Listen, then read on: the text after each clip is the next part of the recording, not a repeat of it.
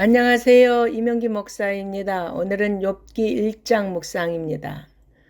욥기는 주인공인 욥이 예기치 않게 당하는 처절한 고난에 대한 원인 규명을 놓고 욥과 당대의 최고 현자들이었던 욥의 친구들이 벌이는 논쟁을 통하여 어떠한 고난 가운데서도 흔들림 없이 하나님을 경외하고 신뢰해야 함을 교훈하기 위해 기록한 책입니다. 욥이 극심한 시련과 고난을 당하게 된 직접적인 배경은 욥을 대상으로 한 하나님과 사탄의 내기에서 시작됩니다.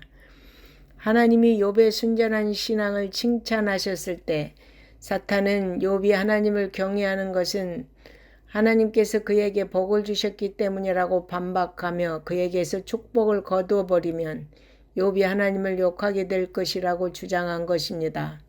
그러므로 하나님은 사탄의 주장이 잘못임을 입증하시려고 기꺼이 사탄의 재앙을 수용하셨습니다.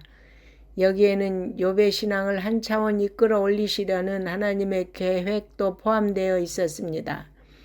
욥의 신앙을 하나님이 사탄 앞에서 인정하고 칭찬했다는 대목에서 참으로 마음이 뭉클했고 나도 그렇게 하나님이 기뻐하고 칭찬하는 자녀가 되길 다짐하게 됩니다.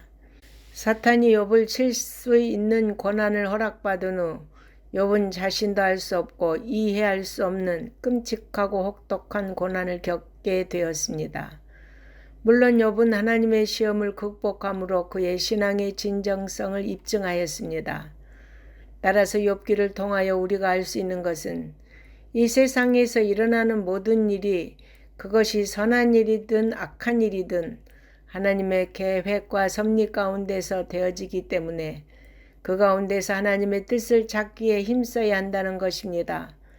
당시 욥에게 일어난 일이 부당하게 여겨지더라도 하나님이 뜻하신 바가 있기에 하나님에 대한 믿음과 신뢰가 무조건적이 되어야 한다는 것을 교훈합니다.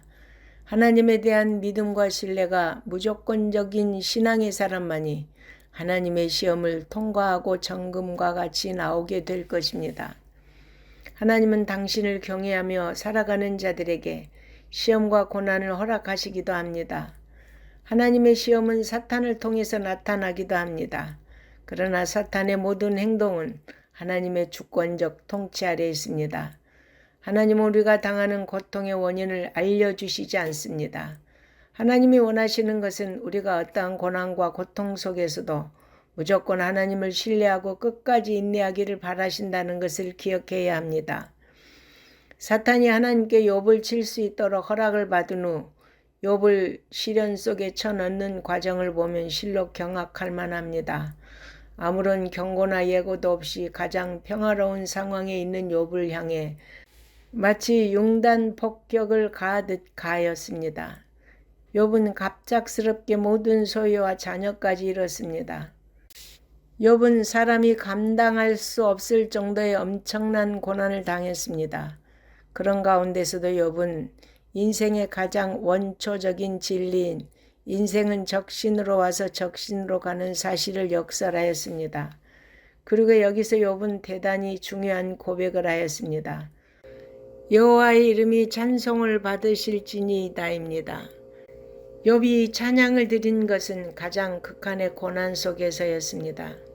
그런데 나중에 욥이 하나님과 대면하여 엄하게 책망을 받는 모습을 볼 수 있는데 그 이유는 그가 본문에서 보여주는 신앙의 고백과 찬양을 끝까지 견제하지 못했기 때문입니다.